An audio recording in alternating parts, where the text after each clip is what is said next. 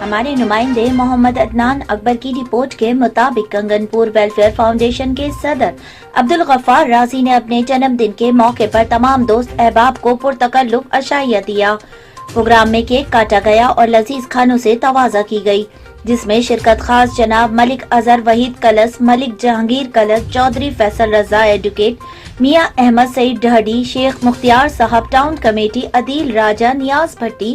Set بلال حاجی، عدنان اکبر، محمد ساجد قادری، سردار عرفان نواز ڈوگر، بابا اکرم شاہ، محمد لیاقت عرف کولا رہی بھلے، راؤ کامران، غلام مرتضی مٹھو، عبدالرؤف علی حسنین رازی، محمد عارض رازی، امجد نذیر اور دیگر احباب کی خصوصی شرکت ہوئی۔ اس موقع پر صحافی برادری نے خصوصی شرکت کی۔ آنے والے تمام افراد نے اپنی نیک خواہشات کا اظہار کیا اور عمر درازی کی دعا کی۔